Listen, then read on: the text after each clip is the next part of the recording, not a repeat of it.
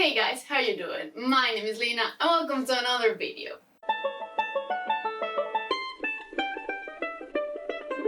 So today is the time for my monthly wrap-up. I'm going to put some stats here because why not? I actually use a spreadsheet to track my reading, so let's just use it. So basically in August I had 4 5 stars, 2 4.5 stars, 5 4 stars, and 5 3.5 stars. Yeah, it's been a pretty meh month, especially because those 5 stars were actually some rereads, so yeah. Then I also read 15 adult books and 1 YA. I basically audiobook 10 books of the 16 because I wasn't really feeling like physically reading this month, so yeah, audiobooks basically saved my life. Then I read 1 ebook and 5 physical books. Let's go through the genres real quick. I read 4 fantasies, 1 horror, 6 sci-fi, 3 graphic novels, and 2 urban fantasies. Yeah, it's been a weird month. I won't lie to you. I just was in a really weird slump because I wasn't like really slumping, but I just really didn't feel like reading my books. I don't know, it was just really weird, and yeah, a pretty meh reading month overall. So let's just start with the books because we have a few here. So the first book that I read this month was Hella by David Carroll. Did I like this book? Yeah, this was 1 of the 3.5 stars. It was a bit of a disappointment because I really thought that this book would just focus more on the planet itself, that is called Hella, but it was really focused on the internal machinations of the planet, and we really focus on our main character. I will say that he has like something on the spectrum. It's not like clearly said, but it's implied several times, so that was interesting. But at the same time, the planet seemed so interesting that I was just like, I kind of want to know more about the planet and less about your relationships. But yeah, it was okay. The ending was satisfying enough. It's a standalone, so it was fine. I don't really think that I will read this in the future, but still, world was okay. Characters were the most important point in this book. But yeah, as you know, I'm not really a character-driven person, so yeah, it was okay. So basically, we are set on Hela. This is a planet where everything is oversized, and it's such a cool concept. But we are going to follow, what was his name? Kyle. He has this kind of chipped Neuralink, something like that, that allows him to connect to the network on the colony, and he becomes this link between the colony and a new ship that is going to arrive with more colonists, basically. Everything starts to go a little bit wrong when they realize that they might not have enough resources for everyone. But yeah, it's a very I wouldn't say political intrigue, but it's very focused on the machinations between humans here. So yeah, it was okay. Then I have already talked about this book. I will link the video here or here. I don't remember where it is. But this is Do You Dream of Terra-Two by Timmy O. I gave this book 4.5, 4.75 basically out of 5 stars.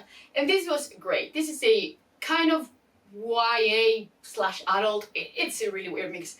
Sci-fi, and it's basically about these teenagers that are selected to go into this mission to a new planet, and this mission is going to last 23 years, and they are going to have to live with each other and such.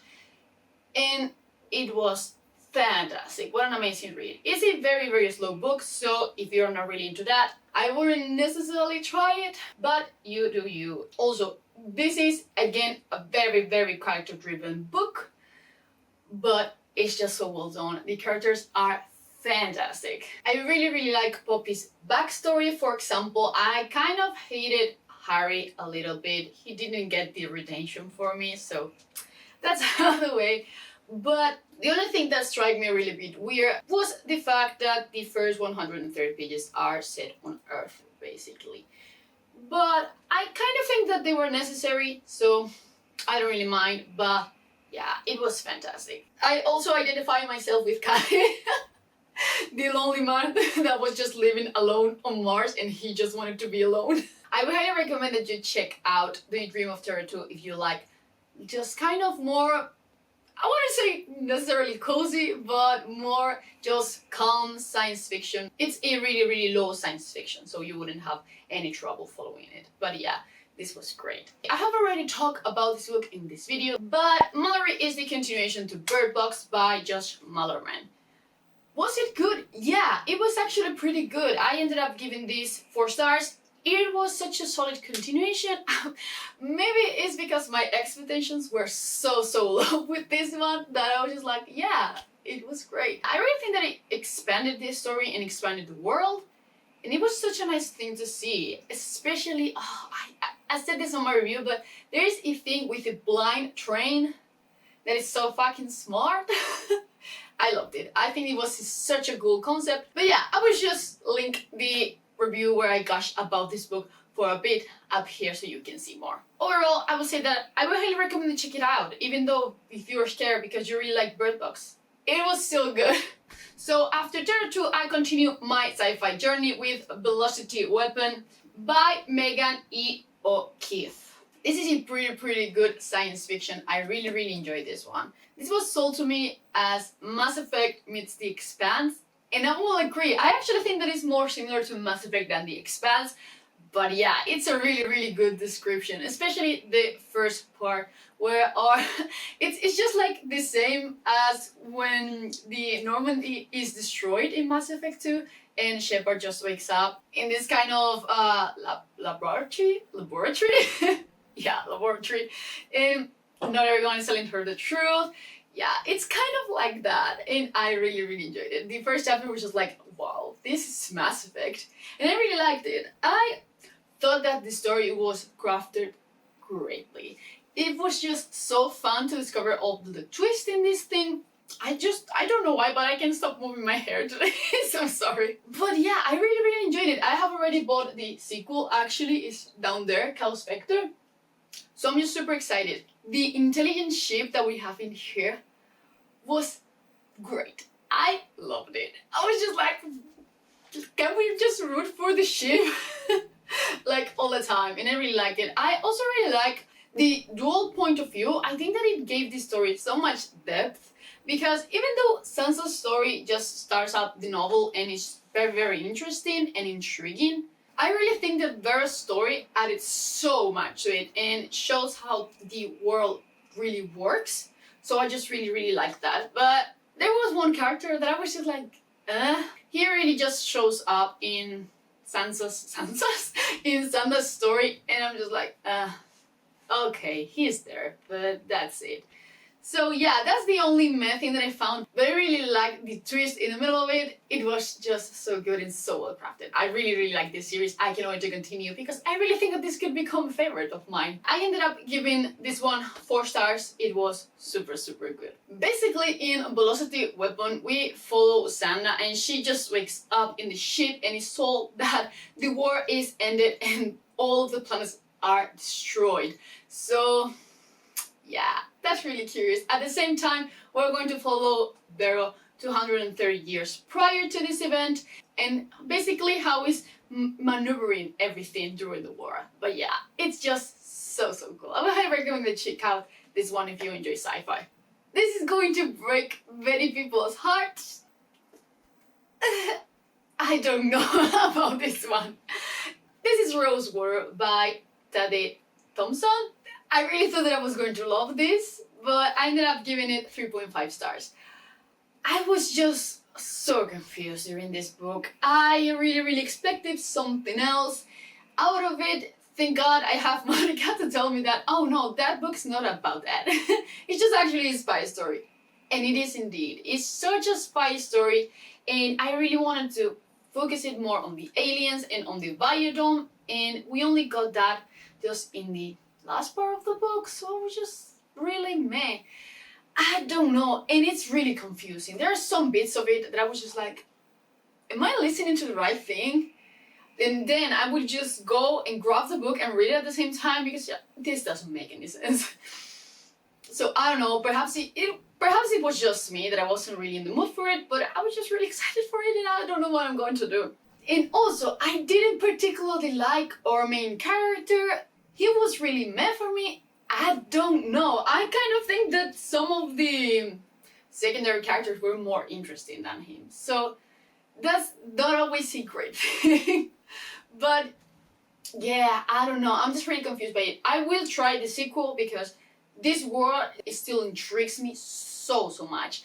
I find the ending fantastic, and this ended up rounding this up to 3.5 because if not, I will definitely give it like a 3 or lower. But the ending was so good. Now I'm really interested in the sequel. But at the same time, I'm just really confused because I don't really know if I'm going to like it. I will probably just ask if this sequel has like a different tone from the first one. But I don't know, I don't have anything against spy novels and like more novels focused on the police and such and special forces. I actually really enjoyed that. It's just that it didn't really work for me in this setting. I don't really know why. And sometimes there's tons of flashbacks and time jumps in this. And sometimes they work perfectly and sometimes I was just like, wait, when are we? I don't know. So yeah, it was kind of confusing. I don't know what I'm going to do. I will probably just pick the audiobook and if I like it, I will just buy the physical copy. But yeah, I'm just really confused with this. Though, the aliens, dude, they were so cool in this one. So yeah, it has just like a good amount of pros and a good amount of cons. So yeah, 3.5. It's really above average. But yeah, I will say that, yeah, this one is highly original, but it's just some elements didn't really work with me. Oh, and also, I was just checking my notes. The American thing in the end, I will just say that because I don't want spoilers. That was so cool. Yeah, I really want to read the sequel now that I was just thinking about it. So basically, in Rosewater, we are set on Nigeria, and we have this alien biodome that basically, when it's open, it grants people kind of really weird powers, and we're going to follow our main character as he enters this kind of special force where he uses his power, and at the same time he has like weird visions from the aliens. It's just a really weird book, but yeah, not enough biodome. We need more biodome in the sequels. Then I read my book club's pick for the month of August, The House in the Cerulean Sea by T.G. Kuhn. Was it? I think it was. By the time you're going to see this, the live show has probably happened already, so I will probably link it down below. This is a really cute, like, fantasy male romance, and it was fun. But I didn't sadly loved it as much as everyone else. I still gave it 4 stars. I think it's great, but it's, again, a really character-driven book. We follow this guy and he's just like really serious, really focused, and he gets into this orphanage where all these special magical kids live, and he starts to change basically. And that was really cool to see. But at the same time, I need more plot in my books. And even though this gave me like, oh, really super cozy vibes, it's just like a book that I don't think I will remember in a couple of years, you know. As I told you, I'm a really plot-driven person. So yeah, I still think that this book is highly recommendable. I mean, it has a great rating, and that's for something. This story is just so cute and so fun. So when you need like a feel happy read, I will highly recommend The House in the Cerulean Sea. So in The House in the Cerulean Sea, we follow Linus. He has like this really quiet, solitary life. He works for this agency that basically checks upon orphanages and if they should be open or basically should be closed. So he's sent to this house where basically the Antichrist live. So yeah, it's a really cool concept. The premise is great, and I'll think that if you want to have a good time, read this one. Then I read Full Moon by Jim Butcher. This is book 2 in the Dresden Files. I didn't really like this as much as the first one. I think that even though the first one has its problems, the story was very good. But this one fell a little bit flop for me. I don't know why. It's just, I'm not really into werewolves. I don't know why, but saying that, I give this one 3.5 stars, and the cool thing about this was the different types of werewolves.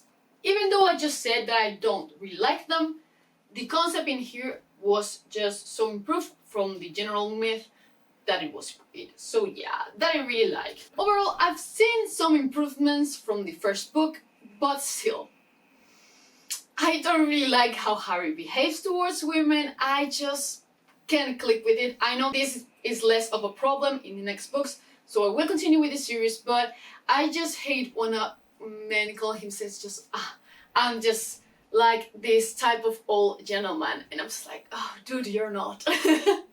But yeah, I just don't really like that in books, so I know so many people that really love this series, and I really trust their judgment, so I will continue. And also, I'm really curious about it. So yeah, I'm kind of excited to get to the third book now that I have passed this one. And also, it kind of needed more magic. I really enjoyed the concept of the Council of Magicians that we had in the first book. This was more meh, but still enjoyable. If you want to have like a good time reading like a urban fantasy, I would recommend the Dresden Files. But yeah, basically in the Dresden Files we follow Harry Dresden. He's a wizard detective, and he solves different cases in each book, basically. But yeah, it's okay. It's really interesting. I want to continue. Then I read a book for another book club. This is The Gospel of Loki by Joanne Harris. And I was pretty surprised by this one. I wasn't really expecting much, but it did surprise me. It's basically a retelling of the Norse mythology, but from the eyes of Loki. And Loki is great, so the stories were fantastic. I will say that one of my favorites is actually at the beginning, where he has this competition with a... was it a dwarf? Was it a dwarf? Trying to build something, and I just really liked it. I think it was great. The ending was pretty good, so I will probably continue with the next book in the series. I kind of think that it's a duology, probably.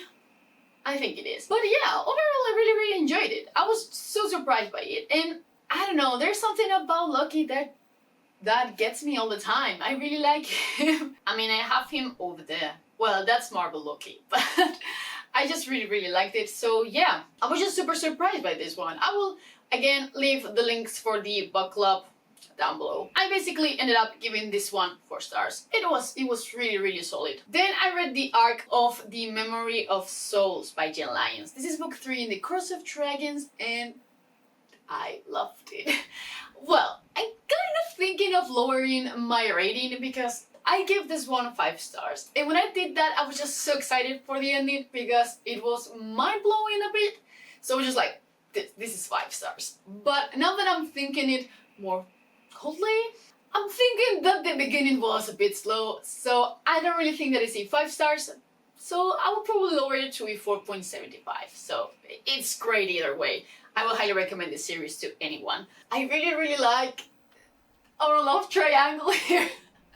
I wouldn't call it love triangle, it's kind of more of a polyamorous relationship, which is so cool and so refreshing to see in a series. But yeah, that was so cool. You know that I don't like romance, but I'm so invested in this relationship. It is so weird, but again, this was great. We follow so many different points of view in this one.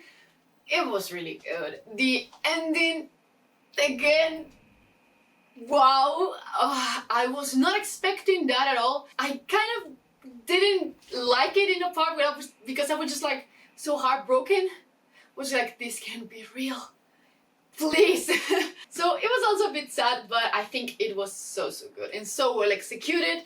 I just think that these books, even though they are gigantic, they read so fast. So yeah, I'm just so in love with this series.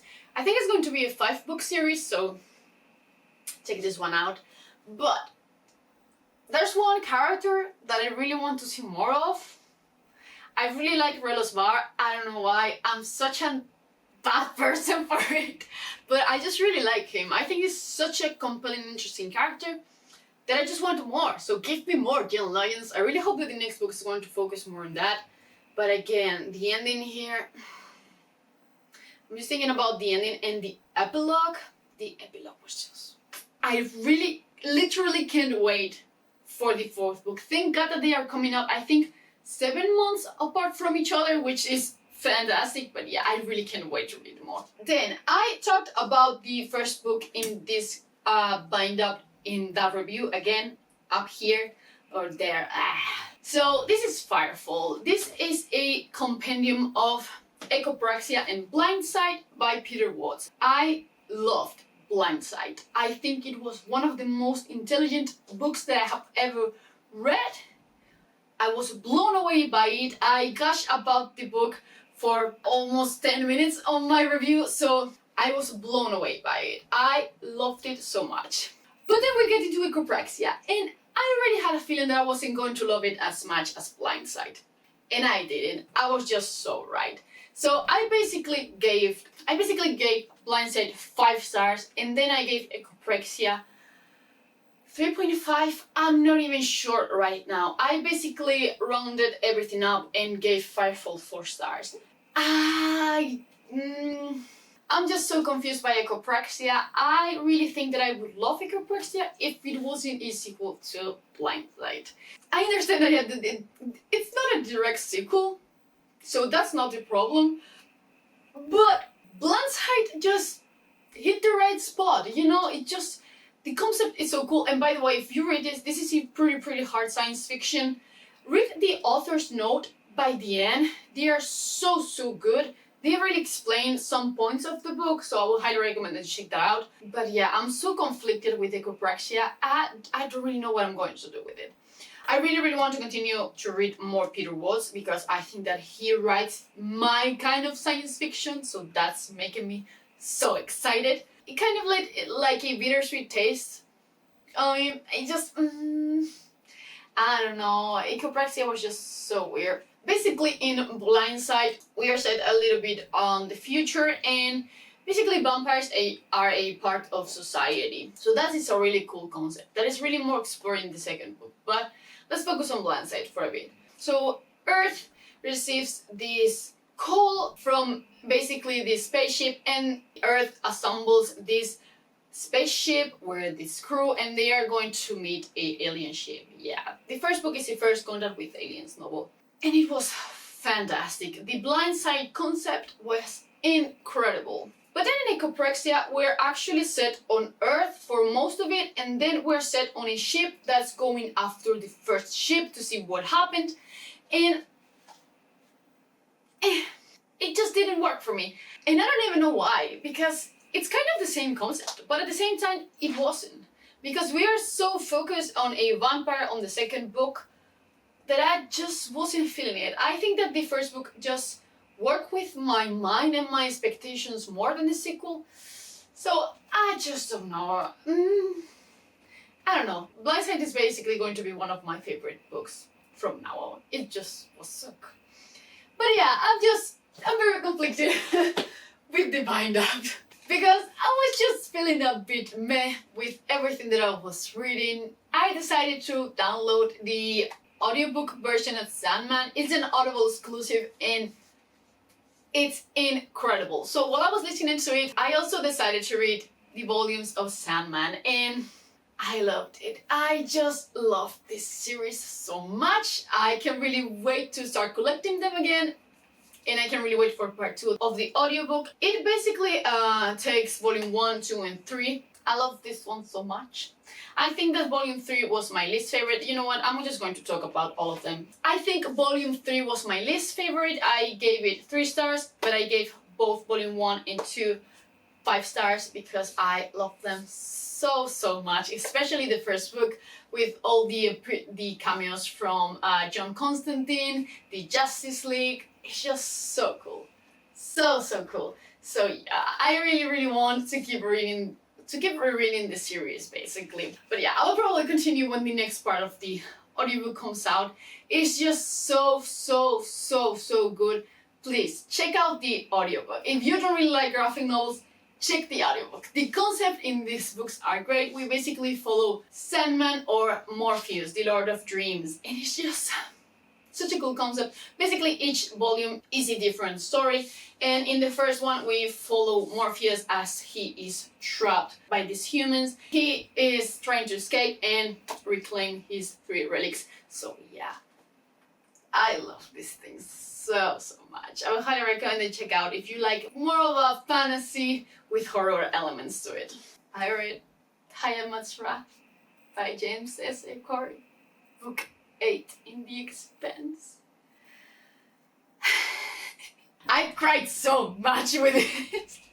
Literally, the first page I was just like, you can't do this to me. Not off screen. What are you doing? Well, off screen, off page. It doesn't matter. You can do this to me. Both of you. Because this is his pseudonym. There's 2 writers. So, no. No. No. And again, there's another thing. A bus down the middle. And it's just... Why? Why would you do this to me? I know this series is getting to an end. But I don't care. Don't do this to me. Don't play with my emotions so much. I'm not ready. And the ending... Those last 2 pages... Man. But yeah, I just loved going back to this world. I just love the XMen so much. I love this family so much. Because it's a family, no crew. I just loved being back with Holden. I just really like him as a main character. I think he's great. And also the little twist at the beginning. And I just really liked it. I really liked it, but I hate it at the same time. I gave it 5 stars. I couldn't give it less. But still, this was so sad. I wasn't ready for it. I just wasn't ready for it. And I'm so not ready for the 9th book. I can't. I think that this was one of the more solid books in the series. I can't really talk much about the plot because it spoils so many things happen in this one that are a reflection of the rest of the series that I can really talk about it. And there are so many unanswered questions yet about the proto-molecule and everything that I'm just like, why? This is the 8th book. The 9th book is going to be either massive or I don't know, it's just going to leave so many things unanswered. Better not.